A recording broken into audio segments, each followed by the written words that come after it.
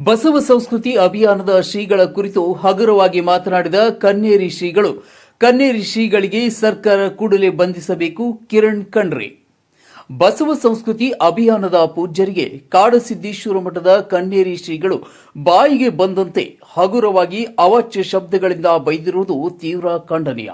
ಸರ್ಕಾರ ಕೂಡಲೇ ಅವರ ಮೇಲೆ ಸ್ವಯಂ ಪ್ರೇರಿತವಾಗಿ ಕೇಸ್ ದಾಖಲಿಸಿಕೊಂಡು ಬಂಧಿಸಬೇಕೆಂದು ಜಾಗತಿಕ ಲಿಂಗಾಯತ ಮಹಾಸಭೆಯ ರಾಜ್ಯ ಕಾರ್ಯದರ್ಶಿ ಕಿರಣ್ ಖಂಡ್ರೆ ಆಗ್ರಹಿಸಿದ್ದಾರೆ. ಮಾತುಗಳಿಗೆ ಈ ಒಂದು ಪತ್ರಿಕಾ ಗೋಷ್ಠಿ ಮುಖಾಂತರವಾಗಿ ನಾನು ಖಂಡಿಸ್ತಾ ಇದ್ದೇನೆ. ಅವರು ಆಡಿರತಕ್ಕಂಥ ಮಾತುಗಳಿಂದ ಇಡೀ ಮನುಕುಲಕ್ಕೆ ಒಂದು ಕೆಟ್ಟ ಸಂದೇಶವನ್ನು ಅವರು ಸಾರಿದ್ದಾರೆ. ಅವರು ಕಾವಿ ತೊಟ್ಟು ಈ ರೀತಿ ಮಾತಾಡಬಾರ್ದಿತ್ತು. ಆದರೂ ಅವರು ಎಲ್ಲ ವೇದಿಕೆಗಳಲ್ಲಿ ಪುನಃ ಅದನ್ನು ಸಮರ್ಥನೆ ಮಾಡಿಕೊಂಡು ಅವರು ಮಾತಾಡ್ತಾ ಇದ್ದಾರೆ. ಆ ನಿಟ್ಟಿನಲ್ಲಿ ಈಗಾಗಲೇ ನಮ್ಮ ರಾಜ್ಯದ ಲಿಂಗಾಯತ ಮಠದ ಒಕ್ಕೂಟದ ಅಧ್ಯಕ್ಷರ ನೇತೃತ್ವದಲ್ಲಿ ಆಡಿರ್ತಕ್ಕಂಥ ಮಾತುಗಳಿಗೆ ನಾವೆಲ್ಲ ಖಂಡಿಸ್ತಾ ಇದ್ದೇವೆ. ಈಗಾಗಲೇ ಅನೇಕ ಕಡೆಗಳಲ್ಲಿ ಅವರ ವಿರುದ್ಧ ಪ್ರತಿಭಟನೆ, ಇನ್ನೂ ಸಮಾಜದಲ್ಲಿ ಅನೇಕ ರೀತಿಯ ಹೋರಾಟಗಳು ಆಗ್ತಾ ಇದ್ದು, ಆದರೂ ಸರ್ಕಾರ ಎಚ್ಚೆತ್ತುಕೊಂಡು ಈಗಾಗಲೇ ಅವರಿಗೆ ಅನೇಕ ಕಡೆ ನಿರ್ಬಂಧವನ್ನು ಹೇರಿ ಆದೇಶವನ್ನು ಮಾಡಿದ್ದು ತಾವೆಲ್ಲ ಗಮನಿಸ್ತಾ ಇದ್ದೀರಿ. ಈ ನಿಟ್ಟಿನಲ್ಲಿ ನಾವು ಅವರಿಗೆ ಒಂದು ಸದ್ಬುದ್ಧಿ ವಿಶ್ವಗುರು ಬಸವಣ್ಣ ಕೊಡಲಿ. ಯಾಕಂದರೆ ನಾವು ಹೇಗಿದ್ದೇವೆ ಅಂದರೆ, ನುಡಿದರೆ ಮುತ್ತಿನ ಹಾರದಿಂತಿರಬೇಕು. ನಮ್ಮ ಭಾಷೆ ಯಾವ ರೀತಿ ಇರಬೇಕಂದ್ರೆ, ನಾವು ಆಡಿರ್ತಕ್ಕಂಥ ಭಾಷೆ ಬೇರೆಯವರಿಗೆ ನೋವಾಗಬಾರ್ದು, ಆ ನಿಟ್ಟಿನಲ್ಲಿರಬೇಕು.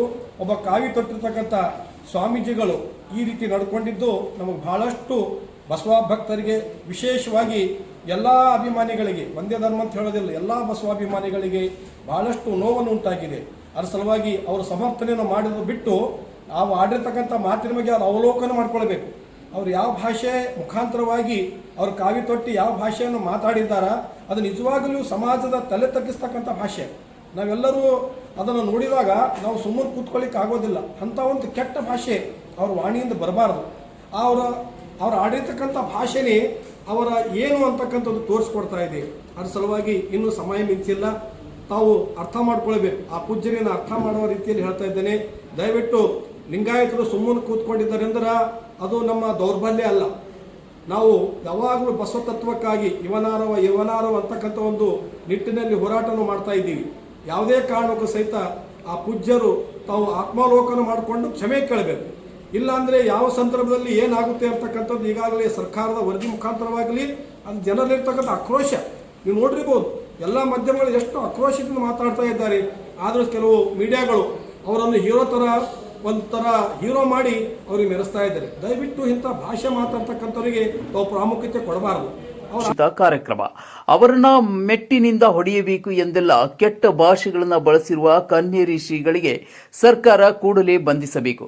ನಮ್ಮದು ಸಿಎಂ ಕೃಪಾಪೋಷಿತ ಅಭಿಯಾನ ಅಲ್ಲ, ಅದು ವಿಶ್ವಗುರು ಬಸವೇಶ್ವರರ ಕೃಪಾಪೋಷಿತ, ಲಿಂಗಾನಂದ ಸ್ವಾಮಿಗಳ ಮತ್ತು ಮಾತೆ ಮಹಾದೇವಿಯರ ಕೃಪಾಪೋಷಿತ ಅಭಿಯಾನವಾಗಿದೆ ಎಂದು ಕಿರಣ್ ಖಂಡ್ರೆ ಘಂಟಾಘೋಷವಾಗಿ ಹೇಳಿದರು.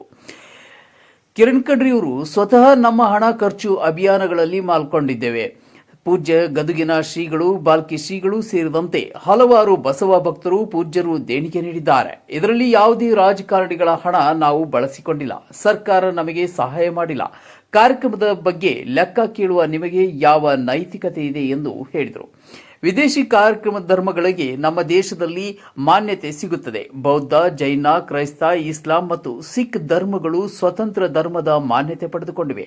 ಆದರೆ ಭಾರತದ ನೆಲದೇ ಹುಟ್ಟಿಕೊಂಡ ಸ್ವಾತಂತ್ರ್ಯ ಲಿಂಗಾಯತ ಧರ್ಮಕ್ಕೆ ಮಾನ್ಯತೆ ಬೇಡವಾ ಎಂದು ಪ್ರಶ್ನಿಸಿದರು. ಇನ್ನು ಇದೇ ರೀತಿ ಕನ್ನೇರಿ ಶ್ರೀಗಳು ಹಗುರವಾಗಿ ಮಾತನಾಡುತ್ತಿದ್ದರೆ ಎಲ್ಲ ಕಡೆ ಅವರ ಮೇಲೆ ಕೇಸ್ ದಾಖಲಿಸುತ್ತೇವೆ. ರಕ್ತ ಹರಿದರೂ ಚಿಂತೆ ಇಲ್ಲ. ಧರ್ಮಕ್ಕಾಗಿ ಹಾಗೂ ದೇಶಕ್ಕಾಗಿ ನಿರಂತರವಾಗಿ ಹೋರಾಟ ಮಾಡುತ್ತೇವೆ. ಕನ್ನೇರಿ ಶ್ರೀಗಳಿಗೆ ದೇವರು ಸದ್ಬುದ್ಧಿ ಕರುಣಿಸಲಿ ಎಂದು ತಿಳಿಸಿದರು. ಇನ್ನು ಪತ್ರಿಕಾಗೋಷ್ಠಿಯಲ್ಲಿ ನ್ಯಾಯವಾದಿಗಳಾದ ಶ್ರೀಕಾಂತ್ ಬೋರಾಳೆ, ವಿಶ್ವಗುರು ಬಸವ ಧರ್ಮ ಕೇಂದ್ರದ ಅಧ್ಯಕ್ಷ ಓಂ ಪ್ರಕಾಶ್ ರೊಟ್ಟಿ ಉಪಸ್ಥಿತರಿದ್ದರು. ರೋಹನ್ ಮನೋಹರ್, C9 ಕನ್ನಡ, ಬೀದರ್. ಇವೆಲ್ಲ ದೇಶದಲ್ಲಿ ಬೀಜ ಬಿತ್ತಂತ ಉದಂತ ನಡೀತಾ ಇದೆ. ಇಲ್ಲಿ ಮತ್ತೆ ದೇಶದಲ್ಲಿ ದಂಗೆಗಳಂತ ಪ್ರಸಂಗ ಈ ಸ್ವಾಮಿಗಳಿಂದ ನಿರ್ಮಾಣ ಆಗ್ತದ. ನಾವು ಈ ದೇಶದಲ್ಲಿ ಯಾಕೆ ಪ್ರತಿಯೊಬ್ಬರಿಗೆ ಸ್ವಾತಂತ್ರ್ಯ ಇಲ್ವಾ? ನಮ್ಮ ಭಾರತ ದೇಶದಲ್ಲಿ ಬಾಬಾ ಸಾಹೇಬ್ ಅಂಬೇಡ್ಕರ್ ಸಂವಿಧಾನಾತ್ಮಕವಾಗಿ ಮಾತನಾಡಲು ಹಕ್ಕು ಕೊಟ್ಟಿದ್ದಾರೆ. ನಮ್ಗೆ ಆ ಹಕ್ಕಿನ ಅಡಿಯಲ್ಲಿ ನಾವು ಮಾತಾಡ್ತಾ ಇದ್ದೇವೆ. ನಾವು ಅಷ್ಟು ನೀವು ಹೇಳ್ತಾ ಇದ್ದಾರೆ. ನಾನು ಇವತ್ತು ಮಾಧ್ಯಮ ಮುಖಾಂತರ ಇವತ್ತು ನಮ್ಮ ವಿರೋಧಿಗಳಂತವ್ರಿಗೆ ನಾನು ಪ್ರಶ್ನೆ ಮಾಡ್ತೇನೆ. ನಾನು ಈ ದೇಶದಲ್ಲಿ ಹುಟ್ಟಂತ ಬೌದ್ಧ ಧರ್ಮ ಹುಡ್ತು. ಬೌದ್ಧ ಧರ್ಮಕ್ಕ ನಮ್ಮ ದೇಶದಲ್ಲಿ ನೆಲೆ ಸಿಕ್ಕಿಲ್ಲ. ಇವತ್ತು ಹೊರದೇಶಕ್ಕೆ ಹೋಗಿ ಇವತ್ತು ಬೌದ್ಧ ಧರ್ಮ ವಿಶಾಲ ಧರ್ಮವಾಗಿ ಬೆಳೆದಿದೆ. ಶ್ರೀಲಂಕಾದಲ್ಲಿ ಬೆಳೆದಿದೆ, ಚೀನಾದಲ್ಲಿ ಬೌದ್ಧ ಧರ್ಮ ಇದೆ. ಇವತ್ತು ಈ ದೇಶದಲ್ಲಿ ಹುಟ್ಟಂತ ಧರ್ಮಗಳು ಜೈನ ಧರ್ಮ ಸ್ವತಂತ್ರ ಧರ್ಮ ಆಯಿತು, ಬೌದ್ಧ ಧರ್ಮ ಸ್ವತಂತ್ರ ಧರ್ಮ ಆಯಿತು, ಇಸಾಯಿ ಸ್ವತಂತ್ರ ಧರ್ಮ ಆಯಿತು, ಸಿಖ್ ಧರ್ಮ ಸ್ವತಂತ್ರ ಧರ್ಮ ಆಯಿತು, ಜೈನ ಸ್ವತಂತ್ರ ಧರ್ಮ ಆಯಿತು. ಈ ದೇಶದಲ್ಲಿ ಹುಟ್ಟಂತ ಧರ್ಮಗಳಿಗೆ ಸ್ವತಂತ್ರ ಧರ್ಮವನ್ನು ಮಾನ್ಯತೆ ಸಿಕ್ಕಿದೆ. ಹೊರ ದೇಶದಿಂದ ಬಂದಂತ ಇಸ್ಲಾಂ ಧರ್ಮಕ್ಕೆ ಮಾನ್ಯತೆ ಪಟ್ಟಂತ ದೇಶ ನಮ್ಮ ಭಾರತ ದೇಶ. ಇಸ್ಲಾಂ ಧರ್ಮ ಹೊರ ದೇಶದಿಂದ ಬಂದಂತ ಧರ್ಮ, ಅದು ಕ್ರೈಸ್ತ ಧರ್ಮ ಹೊರದಿಂದ ಬಂದಂತ ದೇಶ, ಅದಕ್ಕೂ ಕೂಡ ಮಾನ್ಯತೆ ಪಟ್ಟಂತ ದೇಶ. ಅದು ಕಡೆನೇ ಒಂದ್ ಕಡೆ ಹೇಳ್ತಾರೆ, ಅನೇಕದಲ್ಲಿ ಏಕತೆ ಭಾವನೆ ಉಳ್ಳಂತ ನಮ್ಮ ಭಾರತ ದೇಶದಲ್ಲಿ ಎಲ್ಲಾ ಜಾತಿಯ ಧರ್ಮದ ವರ್ಗದ ಜನರು ವಾಸಿಸುವಂತ ಈ ದೇಶ ಆಗಿದೆ. ಈ ದೇಶದಲ್ಲಿ ಪ್ರತಿಯೊಬ್ಬನಿಗೆ ಸ್ವಾತಂತ್ರ್ಯವಿದೆ. ಏನು ಒಕ್ಕಲ ಕಾಡು ಸಿದ್ದೇಶ್ವರ ಹೇಳ್ತಾರೆ, ಒಕ್ಕಲ್ತನ ಈ ರೀತಿ ಮಾಡ್ತಾರೆ, ನಮ್ಮಲ್ಲಿ ಆ ರೀತಿ ಮಾಡ್ತಾರೆ ಅಂತ.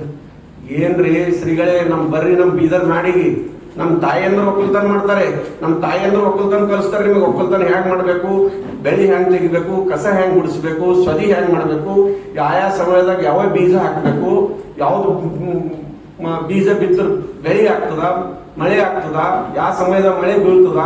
ನಮ್ಮ ನಾಡಿನ ಒಂದು ಹೆಣ್ಣು ಮಗಳು ನಿಮ್ಗೆ ಕಲಿಸ್ಬಿಡ್ತಾಳೆ. ಇವತ್ತು ನೀವು ನಮಗ್ ಕಲಿಸ್ಲಕ್ ಕೊಟ್ರ, ನೀವು ನಿಮ್ದು ಏನೇ ಇರಲಿ ನಿಮ್ಮಲ್ಲಿ ಇವತ್ತು ನೀವು ನಮ್ಗೆ ಲೆಕ್ಕ ಕೊಡ್ರಿ ಅಂತ ನೀವ್ಯಾರು ಲೆಕ್ಕ ಕೊಡೋದ್ರಿ? ನಮ್ಗೆ ಲೆಕ್ಕ ಕೇಳೋರು, ನಿಮ್ದು ಲೆಕ್ಕ ನಾವು